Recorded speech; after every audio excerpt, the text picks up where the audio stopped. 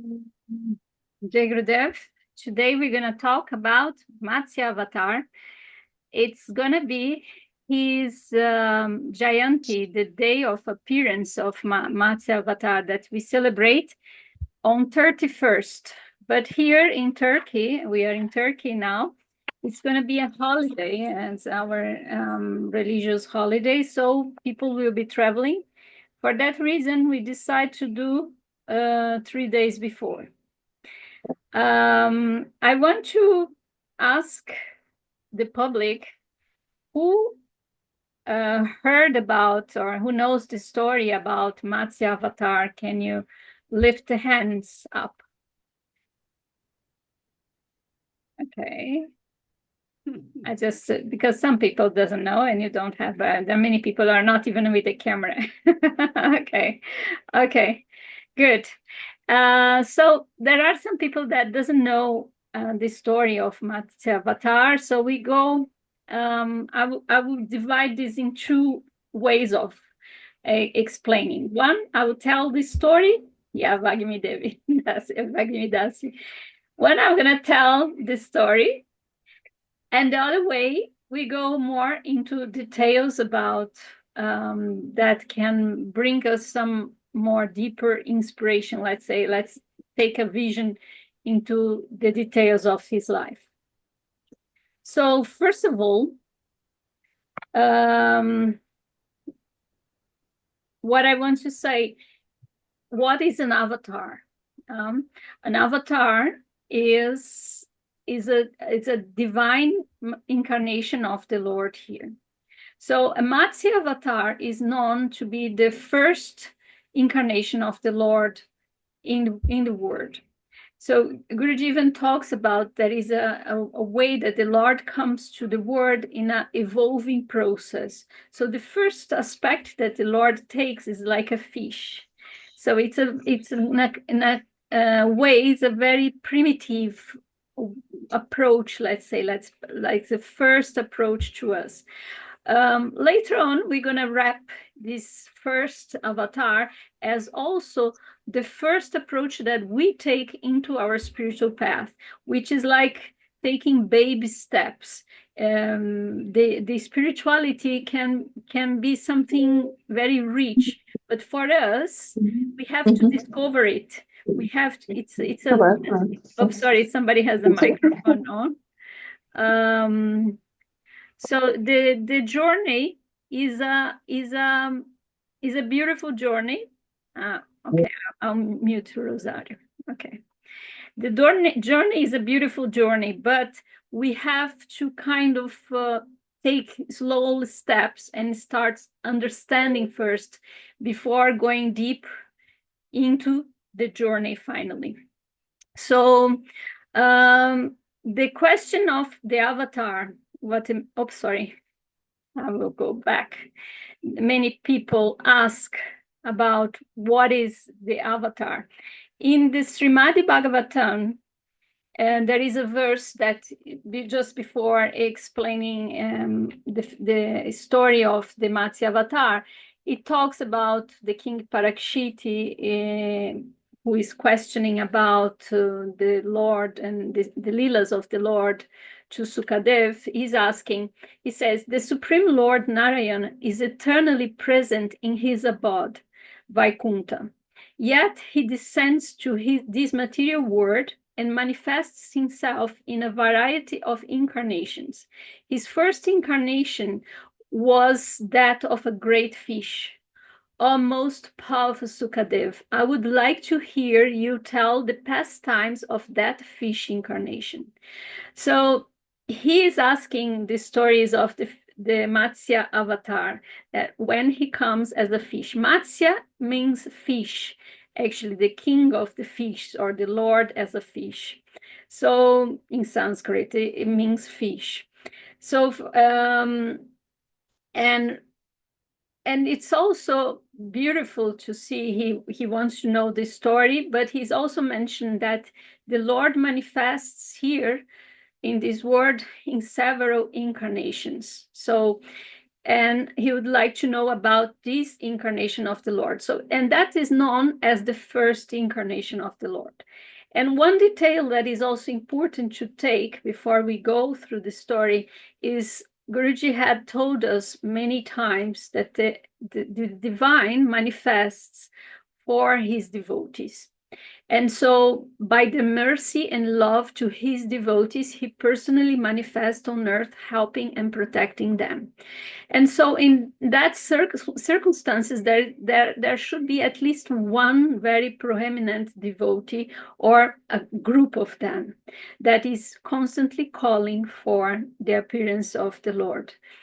And also because he has to manifest there also a kind of a danger or a kind of difficult situation, and this is also very much related to the world where we are nowadays. The people are very much deluded into the material realm. They only see the motivations and gratifications through the senses, the sense, the sensorial part of their understanding. So people are really away from deep spirituality somehow, and we see the full world kind of immersed in that same kind of concept that happened somehow in that times of Matsya.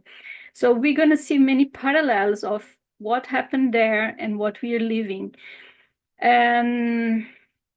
But so because the world is in that chaos, the Lord feels that he has to come to instruct, to give us the lines how to act, to give us guidance, instruct what is the right path, and to give again the lost wisdom. So that is the duty of the avatar. And so it was for the Matsya Avatar. So let's go on.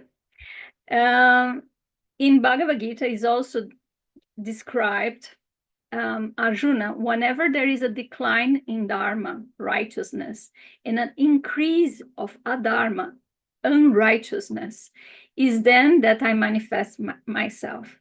So you see, it's always when things are going really in an unrighteous way that he comes. And I had that prayer years ago, before I met Guruji. I said, oh Lord, you came as Jesus, you came as Krishna, but you should come now. The things are really chaotic, And somehow, I think that was maybe the prayers of many people. And I feel he has appeared in these times. So we do feel somehow the same as devotees of Paramahansa Vishwananda. So also he says, for the protection of the good and for the destruction of the wicked, and to establish Dharma, I incarnate myself from age to age. So he here described that he comes himself in this world to protect us, to cleanse the consciousness, let's say. But it's also very important to know that he's not coming here to be the hero and kill everybody.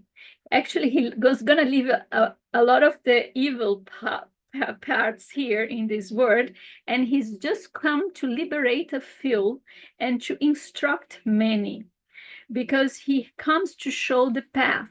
So it's very important to see that the Lord leaves the world in its own dynamics as well.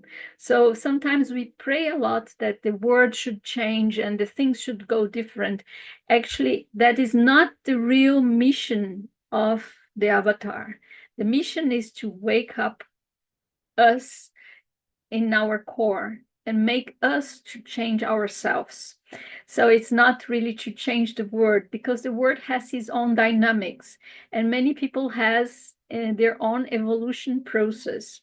So Guruji also sees that there are many yugas, many different levels of consciousness pilot in the same world. And we change from one yuga to another in the same life as we wake up to a higher reality. So it is not about changing the world, it's about waking up our consciousness. That's the whole process, let's say. So let's see how it develops with the Matsya Avatar. To start the story, I will go through the story just in a very simple way, and then we come into the detail of the stories, into wrapping the story again. We go back to the same figures and we go understanding them deeper. Before Matsya manifests in the world, there was a situation. The minds of man was completely corrupted, and people were really into the material realm without any spirituality, without living, without any guidance. And so the things were going in a very negative way. And there was a very big demon in a form of a horse, that also the horse, also the animal form, normally represents a man that is guided by his animal instincts, let's say. And in that times, it was turning the kalpa. Each kalpa is one day of, more or less, a day of Brahma. Brahma is the architect responsible for the creation, and one day of Brahma is thousands of years that goes.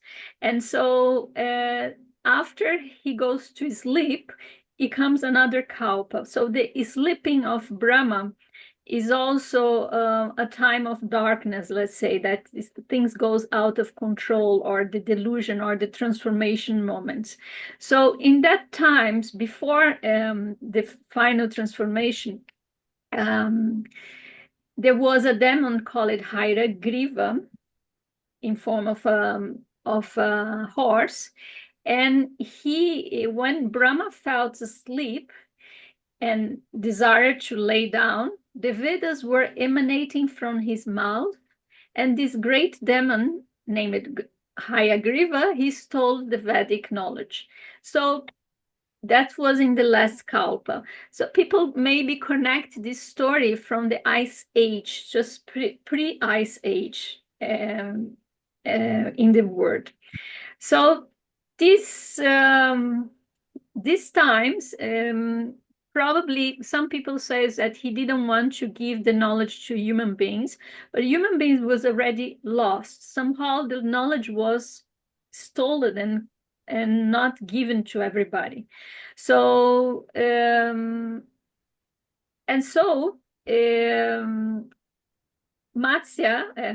the Lord Narayan, the creator, or the original Lord, the only creator behind all the creation, he decided to appear into his creation in order to support human being. And so Hairagriva is like the big demon that at the end he's going to fight with. And so continue. The king Satyavrata. In that time, in the south of India, there was this king Satyavrata. Satya means truth, Vrata means vow, is the one who has the vow of the truth. And so he was a very righteous king. And because he was a righteous person, he was a kind of very isolated in that world of unrighteousness. So he was kind of very dedicated to everyone, to his kingdom, and doing things in a very correct way. It's kind of a very rare person, let's say, a different politician, let's say, that we don't see anymore. He had a ritual in the morning. Actually, he had a prayer as well. And in that prayer, he would like to have a connection with God, with the original creator. somehow he had the only sadhana that he's doing, the only ritual, the only spiritual practice that he had every morning, early in the morning at the sunrise. He used to bath himself, and he used to cup water in his hands and offer to God. And one morning he was cupping the water, and he was doing this offering with the Gayatri mantra. I heard that he was using the Gayatri mantra. And but I'm not sure, because this is not from Guruji, but anyhow, he was offering that in a very simple way. And then he sees a fish in his palms, and the fish is kind of talking to him like, hey, hey, I'm here. And he gets annoyed and he leaves the fish there. And then he cut the water again in his hands, and again the fish is there in his palms. And he says, hey, don't leave me, please, you have to listen to me. And he gets annoyed. His mind makes it think this is not right, and then he drops it again. And then he cups the water again for the third time. And again, the fish is there. And he says, please don't put me in the water. There are several big fish here. They're going to eat me. It's a very nasty place. Please save me. You have to save me.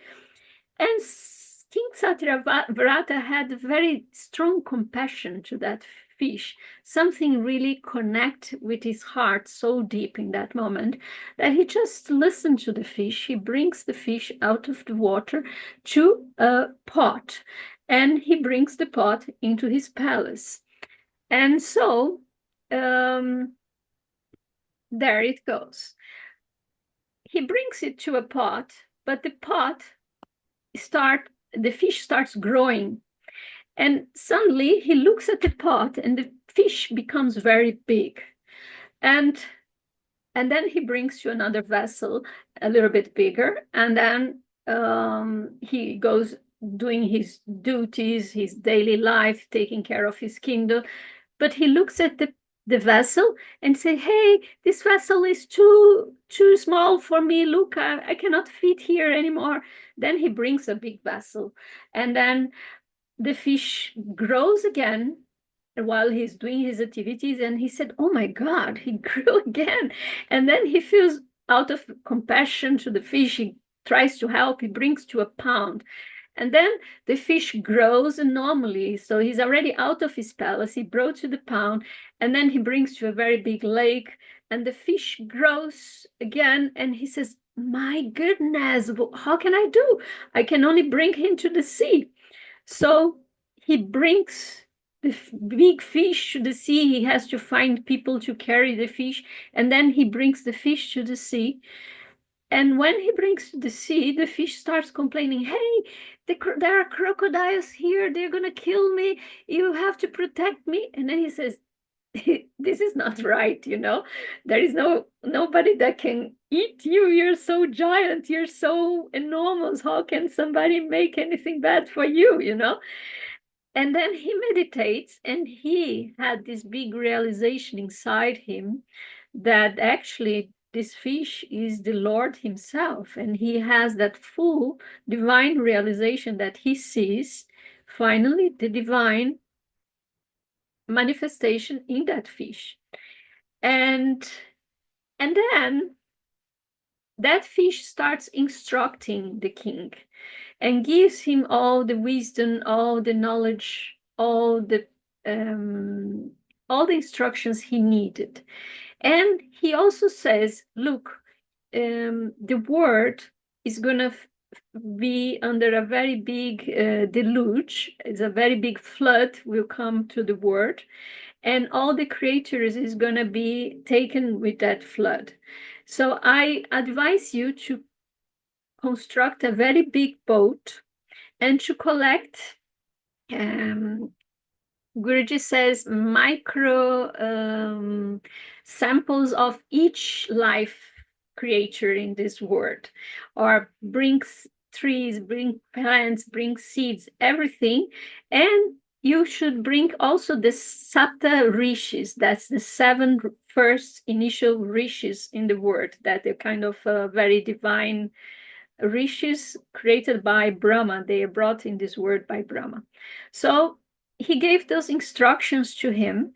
And as he was listening, so he immediately started preparing a boat. And so everybody thinks that he's mad. Everybody says, you're crazy, you're listening a fish, you know.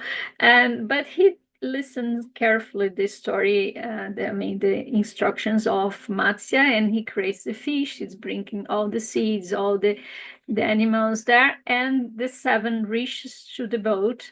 And he's preparing for this deluge. And finally, the deluge comes, and the fish comes and appears to him and take the boat and carry the boat through the very big storms while the whole world is taken. The fish, the Matsya Avatar, takes them carefully through that big storms. And so by listening him, a new word is being formed afterwards.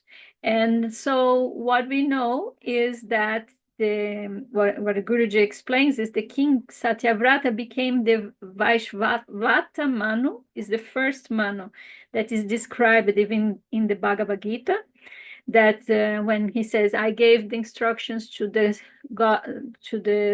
God's son, and then he gave to his son Manu.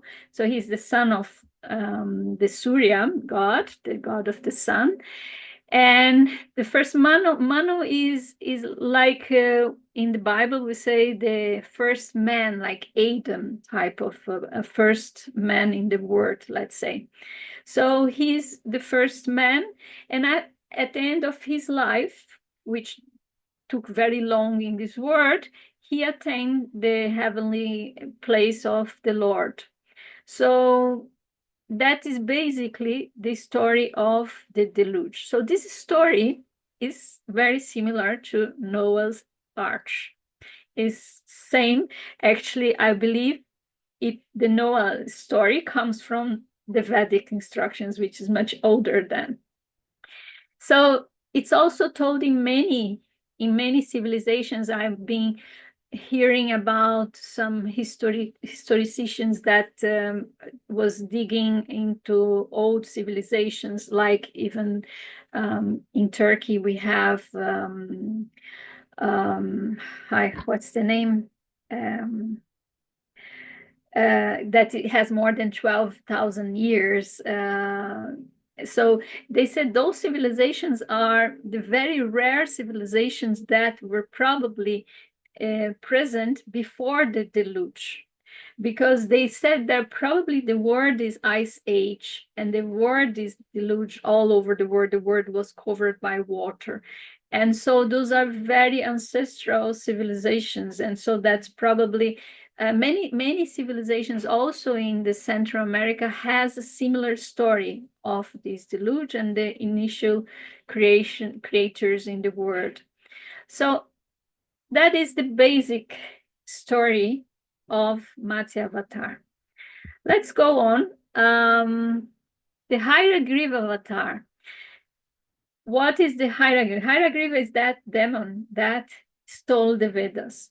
Because he stole the Vedas, he became very knowledgeable. And because he became very knowledgeable, when Matsya Avatar came to defeat him, he recognized the divine because he had the wisdom, the knowledge. And so he surrenders to him. He said, I'm sorry, I'm surrendered to you. And please don't kill me. And Guruji tells, he says, actually, he has to kill him because he came to the world to kill. But as he surrendered to him, he said, I'm also become, you also going to be known as one of my avatars.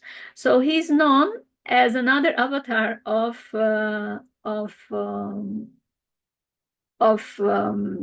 Narayan with the name of Hairagriva Avatar. And he takes that picture of a teacher, you know, that he holds the Vedas, but he also is told to Lord Matsya to give back the Vedas to Brahma. So he gives it back to Brahma. But he carries very big knowledge. So Hairagriva Avatar is very much connected to the one who knows the Veda, who carries the knowledge of the Vedas, and the aspect of the divine, who carries that wisdom. As a teacher, he instructs. So, going back to our story, let's look at this with a little bit of more detail. So the king Satyavrata, as I explained, his name is the one who takes the vow of truthfulness. Satya is the truth, Vrata is the vow. So already he's that correct person. It's actually very much connected, this name, with Lord Rama, because Rama was also very righteous. So he carries that righteousness of Lord Rama somehow.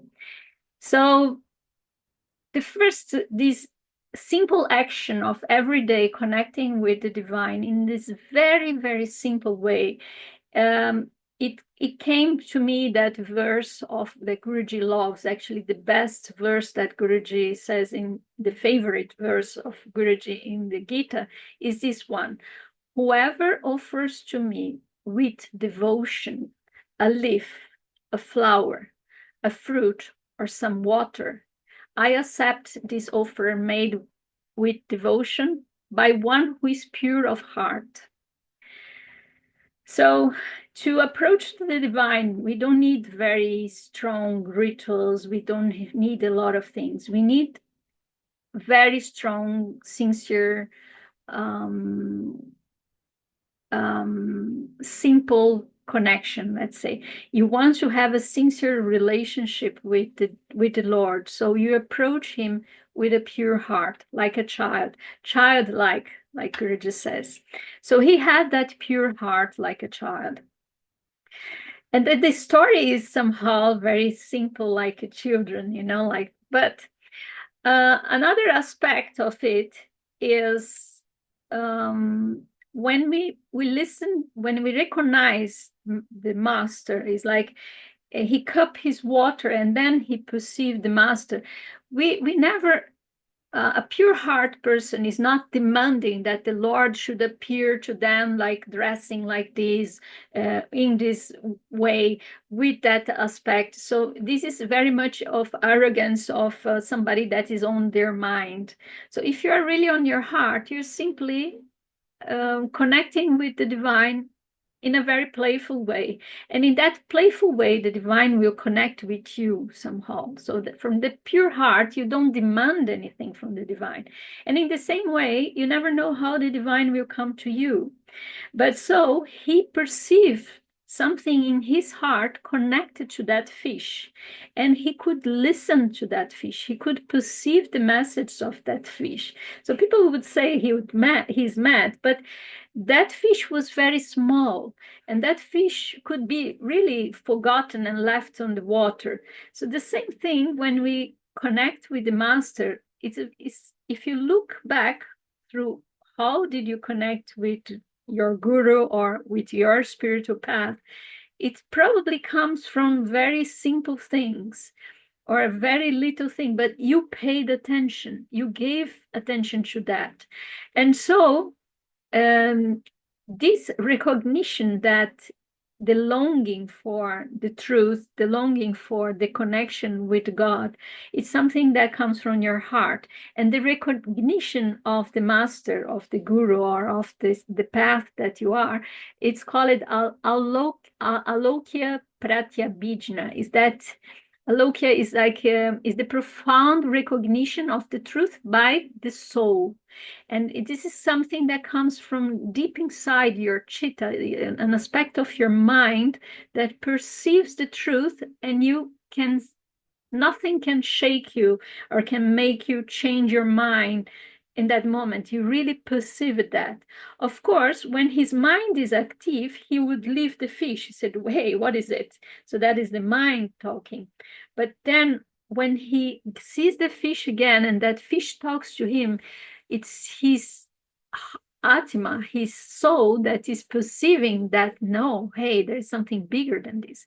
Because if you're too much in your mind, you're just going to leave the fish and you're going to dry yourself and go for your life.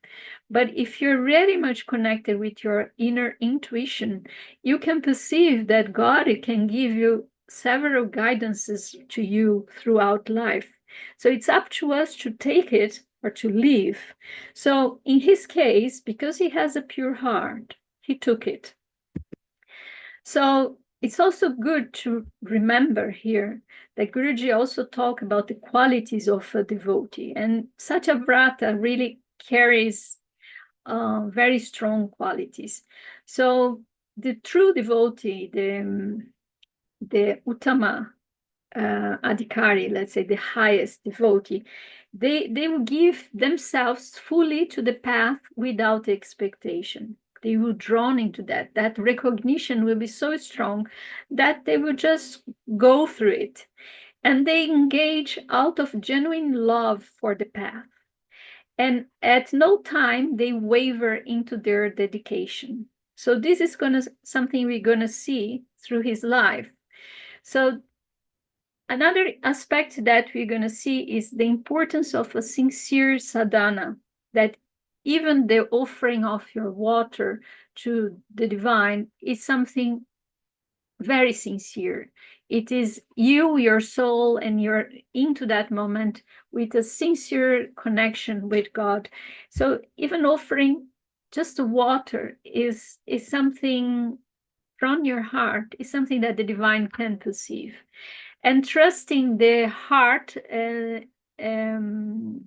listen to the master. So the listening to the master is something important, because the master, there are too much ruids around, there are too much sounds around in our lives, so much things to do, so much duties, but we need to perceive that voice that is talking about the highest truth somehow, in order to let it act on us somehow. Otherwise, we keep in our life caught in our billions of issues to do every day without thinking on the divine.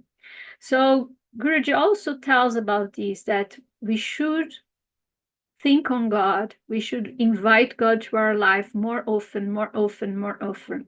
So the qualities of a devotee here, coming back to him, it also reflects the quality of Uttama, Uttama Adhikari, the highest devotee, is actually the qualities of the divine himself.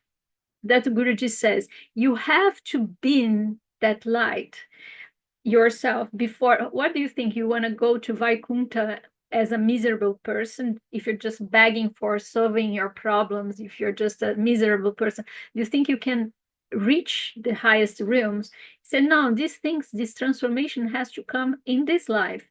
So in this life, we should acquire that qualities. And that qualities are the divine qualities, actually, that we all have inside us, but so much suppressed by our mind activities. So just to read this verse of the chapter 10 with you, one who knows me as unborn and without a beginning, the great Lord of the words, is undiluted among mortals and is liberated from all negative acts. I think I went out. Let me share again. I think I went out.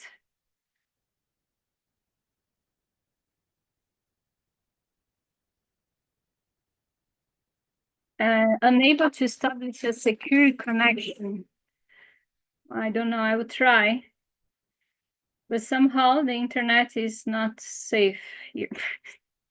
Let's try view slideshow from the current.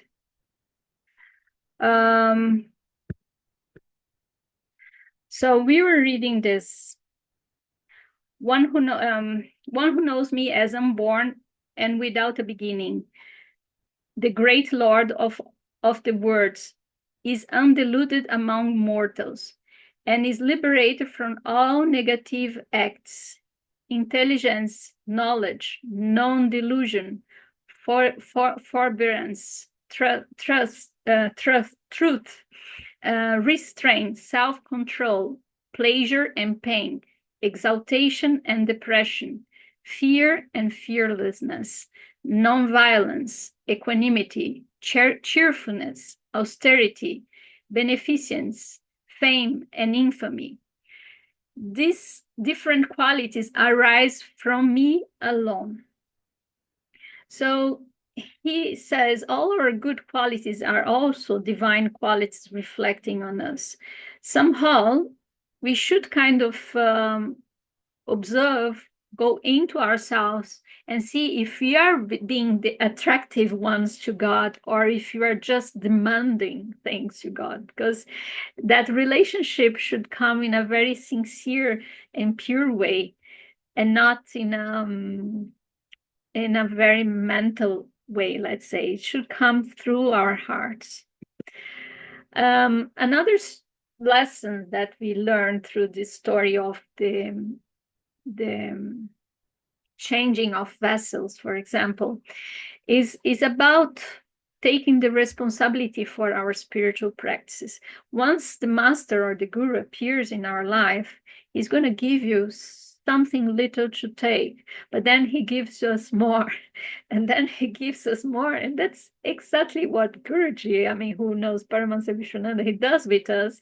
It starts very little. It starts with not only message. He really talks very simple message, but at the end, we to embrace, engage with the divine, we kind of need to dedicate more. It's not a need, it's not a must, it's not a demanding, but actually we start wanting it.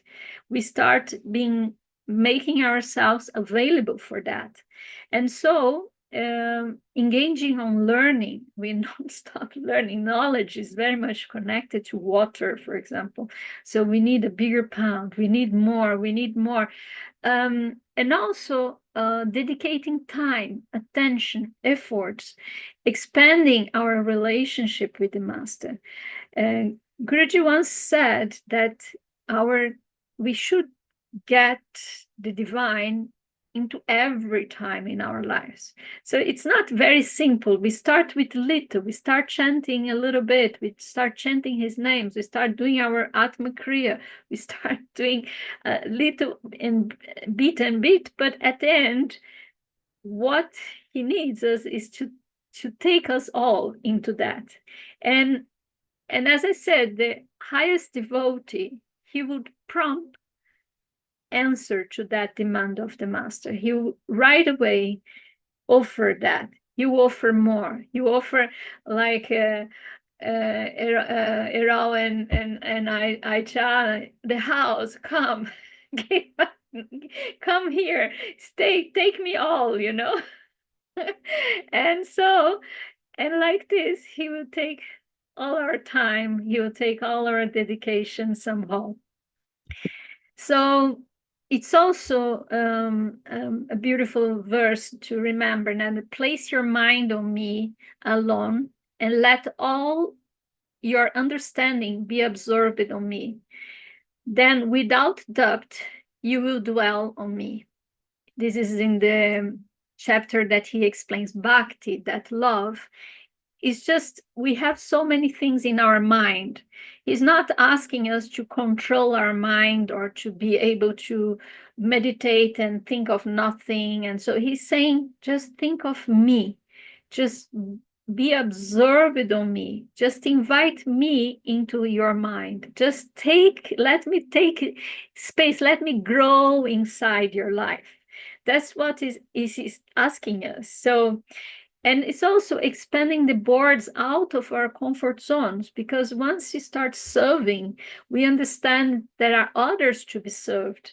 There is a sangha there. We cannot carry the fish alone anymore. He grows so big. We need a group to move the fish to here, to there, and also it exposed. He carries the fish inside his own house, inside his own designed place. But then he sees the fish needs a bigger space, so he also needs to bring the fish to a bigger picture, which is out of his comfort zone, let's say, out of his designed place. So, and also he doesn't do this with stress. As an example, Satyavrata, he does it with love, with caring, and with the joy. He never questions. He just provides. He's not judging him. What a kind of fish is this? He's not saying, "Oh, I should listen to people. I should leave this fish somewhere out." No. He's doing this with dedication. He's not listening anybody. Once we get into the proper service to the master, we really understand this is a joyful way to have exchanging with the master. It's also the ways the master is testing us. Are we capable to provide more? Are we capable to give more attention? Are we capable to give from ourselves a little bit more? So, and it's embracing the path. So it's so important, because many people could leave, say, no, that's too much for me. I would prefer to go for my comfort zone. I want to have my coffee. I want to have my friends. I don't want, because once you get into the spiritual path, somehow you start selecting your friends accordingly. You start having a different lifestyle that is not what you used to do before. So that transformation is happening somehow. And either you accept it, or you may have to want your old life back, and so that you not have the fish anymore in your life. So as he was prompt, he was until the sea, until that big horizon, that big expansion of his consciousness, until he takes a very big space on him, he revealed himself to him. So Guruji says, and that is very much related to our path, because our path is not just about belief, it's about realization. And the Guru has everything to give to us. The only thing he needs to see how much we can carry, if it's just a grain of rice or if it's everything, really. So to get everything, we should somehow to show that we are ready to take that. And so Guruji once says, sometimes faith is blind faith. But those who have experienced the grace of Sri Hari don't have blind faith. They have had first-hand experience of him. That's why they speak about it. They speak from experience. And that experience is actually what Guruji wants us to have. And he's ready to give, but are we ready to take? And so Satyavrata somehow, as an example, because Guruji likes us to see the saints and the sage and the life of the avatars, the interaction with his devotee as an example, he was ready to take it. He was showing no questioning, just doing whatever he needs, whatever he's demanding. He was serving. He was a very strong dasa, servant of the divine. So he also tells him that he should prepare for the dissolution. That dissolution is also remembering our own death. Maybe he was preparing him for his own death, because he comes again as a Manu, you see. And so that deluge he brought them safely, but this safeness is actually the full salvation. Is when you have your mind in God. It doesn't matter if the word is taken away, but you are surrendering to God. You are giving yourself to whatever is his commands. So there is this very important verse that devotees of Guruji are repeating every day. So it's very important for us devotees, but also it's a very important verse in the Gita. Abandoning all dharmas, surrendering to me alone. I will take care of all your sins. I will liberate you. Have no fear. So that is also the message for us, that this is a promise of him, but it's a promise of Guru as well, that we should not have any fear. Already we go through life, we face difficulties and fears is somehow appear, but once we have that trust, and because we have a connection with the divine, with God or Guru, we really are grounded in the path, let's say. So he never questioned, he just did what he did. So preparing the boat for the deluge. So he told him, take the boat, do the boat. I remember a little bit this story when I received this very subtle message that I should go to Himalayas. And it was in 2015. And that sounds so absurd for me, because in that times, I have a family, I have 3 kids. I have a very strong mindset that I cannot travel. I have to dedicate myself to my kids, and that it was my life. But when I received that divine message, I asked my guru, is that right? And he laughed and he said, yes, that's good. And he really supported this. So all this process brought me into a very strong transformation, because I received specific dates. And so it was in a very subtle message that if I have question with my mind, I would completely corrupt it. But I respect every word of it. So I organized a group, and meanwhile I became an Atma Kriya teacher. That it was also a miracle. I don't know how he could take me to the ashram, make me 1 month there, and then I became a teacher. And so that trip was so magic, because it was my first group of Atma Kriya students that they wanted to take the Atma Kriya. We had 18 people going for 18 days. It was all magically arranged, that first trip in Himalayas. And everything was really constructed by the divine grace. You could see how they planned everything ahead. And later on, we just felt so much blessed, you know. I gave the Shaktipat in Babaji's cave. Everything was happening by magic, you know. It was such a magical trip. So I remember this because it starts from a subtle message. But when you don't question, you just do it, is like the way the Lord takes care of you. He shows that he's in charge of everything. And so he prepares the boat, I'm sure, like when we prepare a darshan for Guruji, we see that he is doing everything at the end. It's not us doing anything. And so we are just his instruments, but he comes with the tools, with the people, with whatever we need. We are just obeying the situation, but he is the big doer behind that. So preparing for the deluge also is related to that surrendering spirits, the focusing your mind on me. By my grace you shall overcome all obstacles.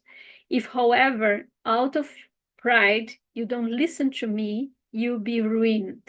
So this also this message, because if you don't listen to the master, then you're gonna fail. So that is I mean, for Satyavrata didn't have any other thought in his not listening to the master. He just did it. But for us, sometimes we have to remember this verse, because if you don't listen, what is going to be? You go back to your ordinary life. What Guruji says, your life is so ordinary, and it's true. If I look back, when I was young, I was really an unhappy person, and all I need was a cup of eternal happiness, let's say. And I really feel that the fulfillment that the spiritual path gives to me is higher, far big than anything material life. Somebody has the microphone open. Let me see. Is Ece? I will.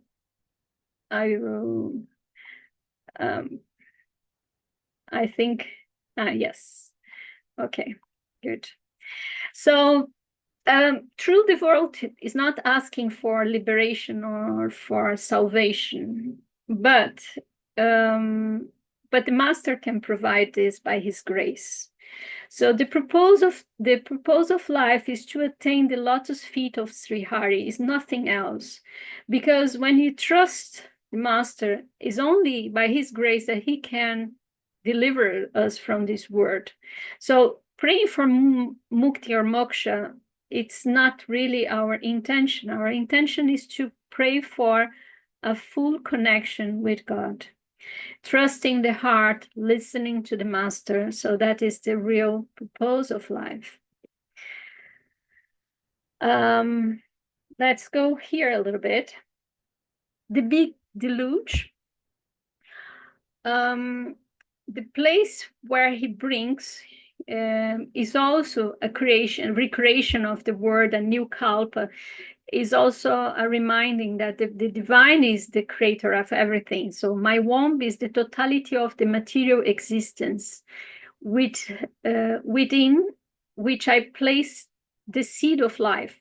From that, O Arjuna, all beings are born. Different beings come from my various wombs, O Arjuna. But this material nature is the womb for all of them, and I'm the seed-giving father. So he's also in charge of whatever comes in this world, of taking lives, of bringing lives. And so somehow we try to be too much focused on solving the situations in the world. Actually, everything is controlled by him. And so we can do our part, that is very small, our cup of water in the hands.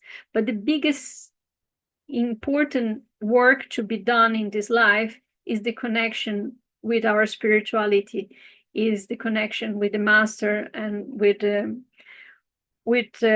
God.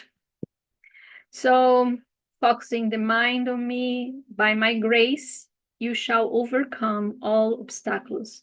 If, however, out of pride you don't listen me, you'll be ruined. So he wasn't ruined, he was carried away. So he is an example of a successful devotee who listened truly the master without questioning.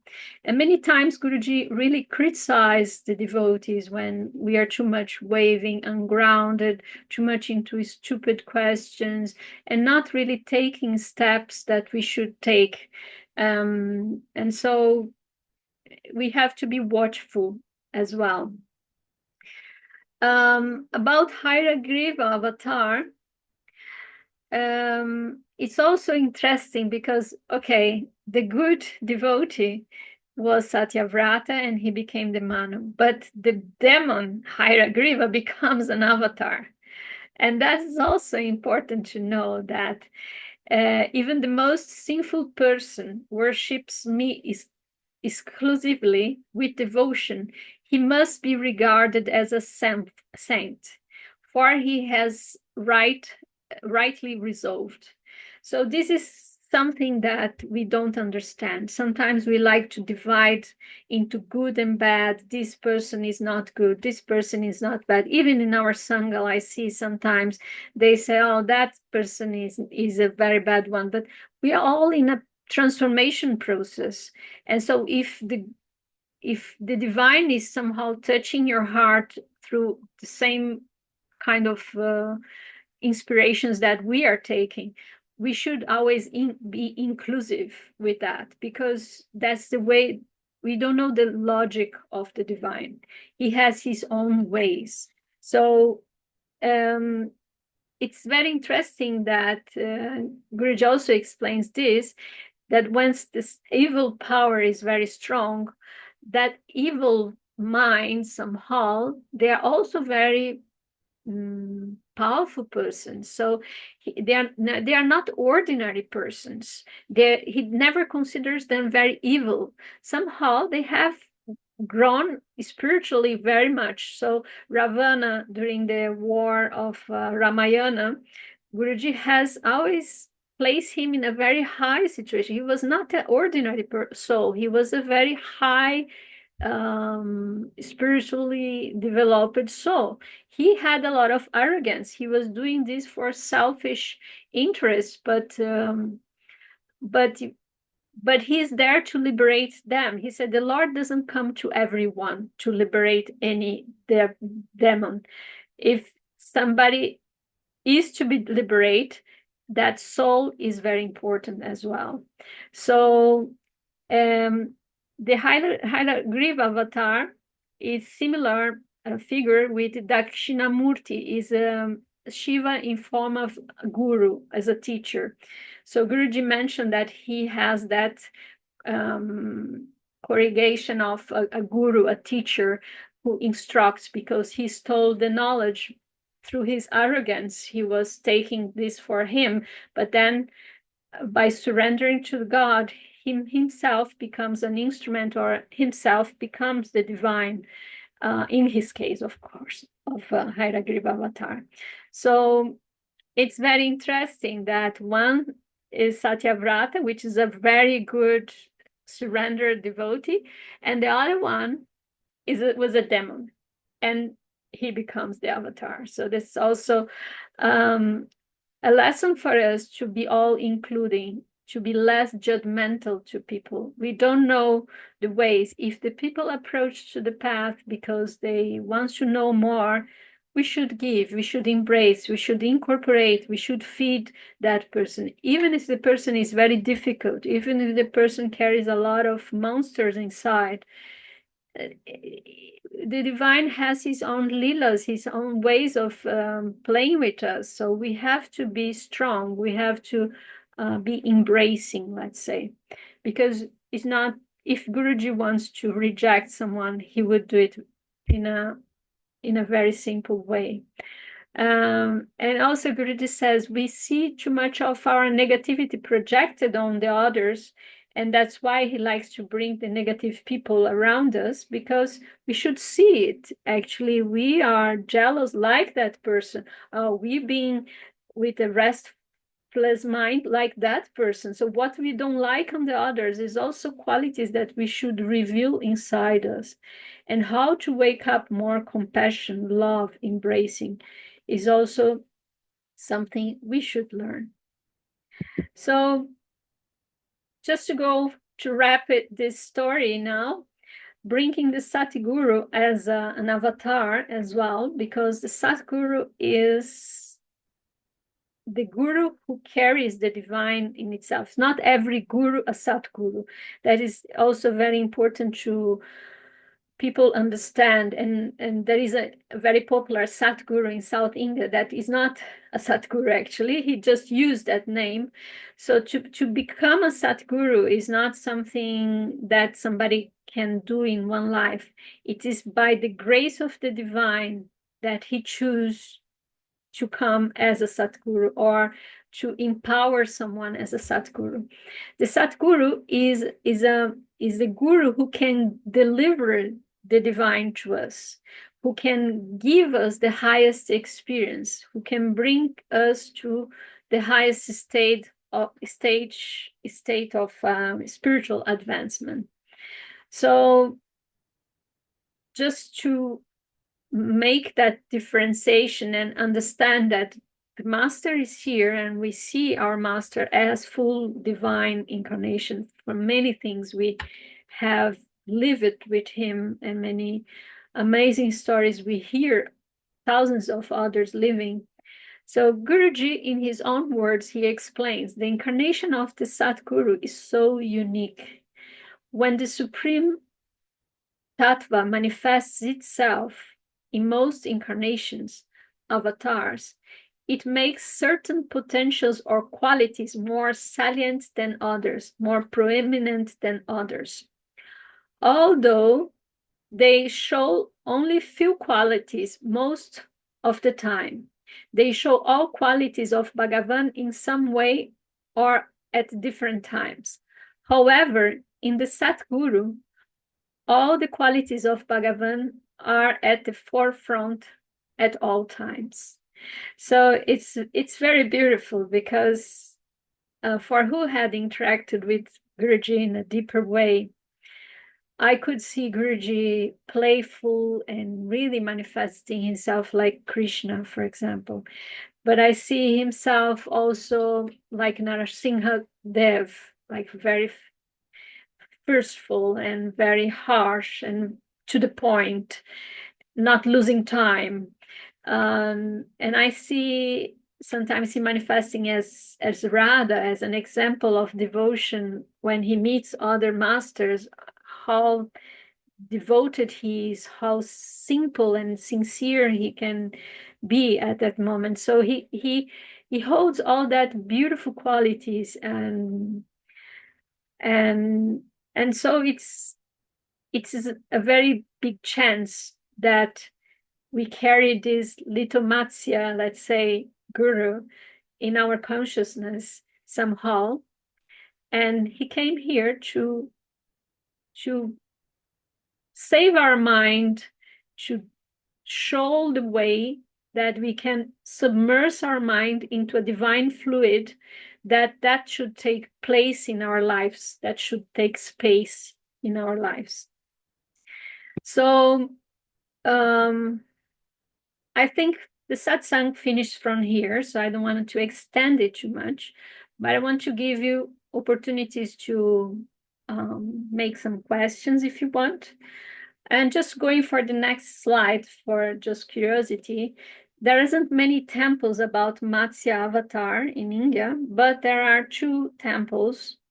And one of them in Andhra Pradesh is this one that once in a year, the sun comes directly from the door and face the altar directly. So they said there's one day in a year that this configuration happens. So there is a building in the entrance, so he appears from that door, and the building of the Murti, the Vigraha, is in the other building, so the sun just faces the divine. And the other one is this one in Karnakatam. So there isn't many temples of Matsya Avatar. He is known as the first avatar of the Dash Avatar. There are many orders, but this is one of them. For example, Matsya, Kurma, Vahara, Narasimha, Vamana, Parashurama, Rama, Krishna, Balaram, and Kalki Avatar. Or sometimes we place Mohini Avatar instead here. Or so anyhow, those are the, let's say, mainly known incarnations of the Lord. But there are many others that we don't know, let's say. Okay, so is there any question anybody would like to share, any experience with the master, or anything that you feel like sharing as well that is in connection with Matsya Avatar? Please open your microphones and let me know.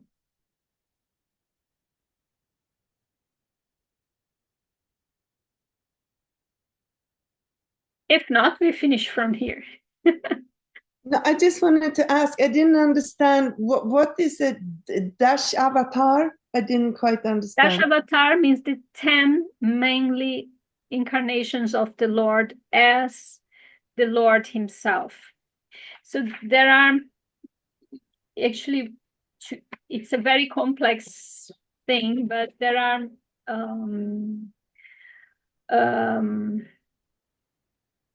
some manifestations of the Lord, partial manifestations, and there are full incarnations of the Lord. For example,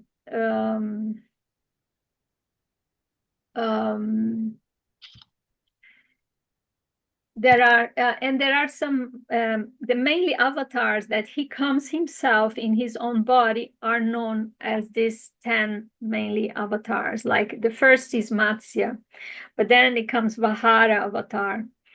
And that's very interesting because in the Bhagavatam, when he describes the avatars of the Lord, he starts with Vahara.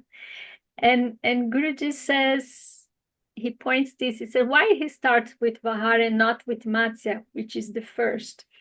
Is he said his mind was so much damped into the external world that he has to fix the ground. So Vahara is the avatar that grounds us into the earth. So he comes to save Mother Earth.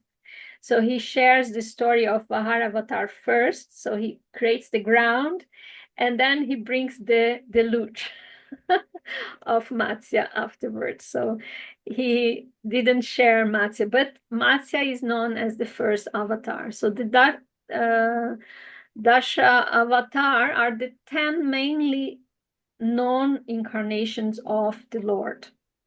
And many schools and disciplines, they discuss about different avatars, but actually there are millions of incarnations.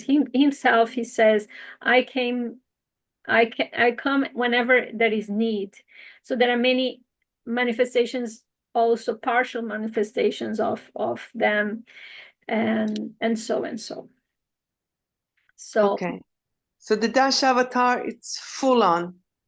yes, but it's also there is this Swarupa avatar. Swarupa means the full form of the Lord, which that little fish carries. Like like when Krishna opens his mouth and Yashoda sees the full universe and recognize that he is the creator and everything is on him.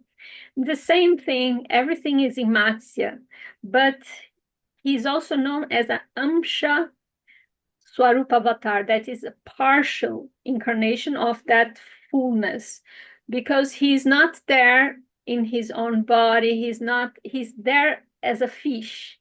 So, and he is there with a mission, and he's there with certain specific, let's say, dharma or action to be taken.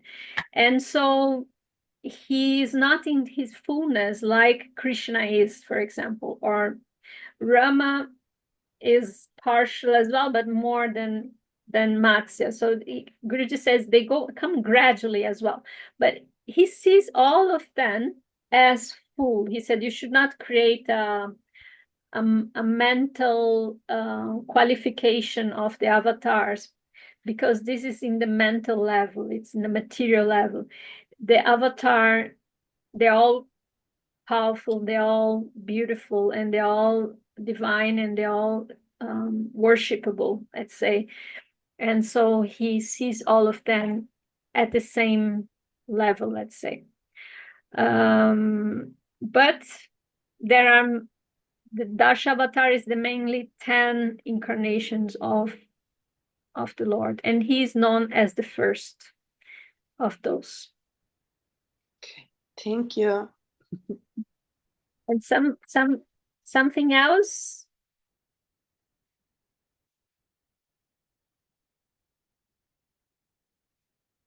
If anybody wants to know about books, there is a very nice book that talks about the avatars of the master, that is Mayuran's. I highly recommend for who wants to deep into their understanding of a relationship with the master and the meaning of how to carry that stories to us, because Mayuran also points that we should learn how to give value to whatever adesh, whatever opportunity the master gives to us to serve him. It starts little, but that's the way to approach. It should be in the simple things that we do. It should be in a joyful way that relationship should grow, you see. And so the Matsya is just that how the master comes in our life. If you look back, in a very simple way, in a very tiny way. It's just our heart is longing for that, but our mind is still corrupted and full of many things. So he has to take slowly steps. Otherwise, he would put us away, you know. If he comes into his full form, we say, no, I'm not ready for you. I cannot even see, you know, it will not work. So he gives us little by little that possibility to interact with him. So that is a very, I think, the core lesson of the Matsya Avatar story, let's say.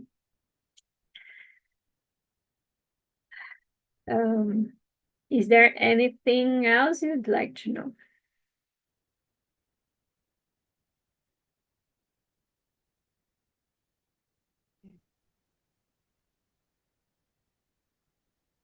So then we finish from here then. I think we wish you a great evening. And if you need any movie, any kind of text, there isn't much also to read about.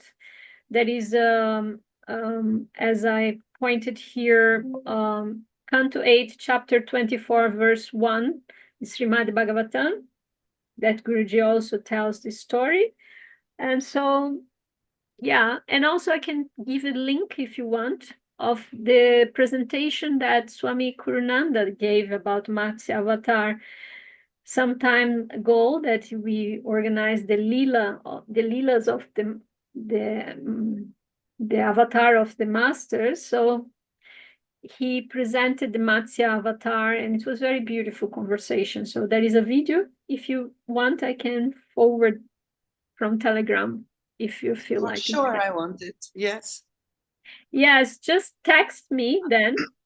So then I will forward this to you so you can listen that. This is very beautiful, very simple, very nice, very organized. And I mean, not organized, we all did it all together. Remember, it was even a little bit messy with the technology. It was during the lockdown, but it was very nice, very cheerful. Yeah.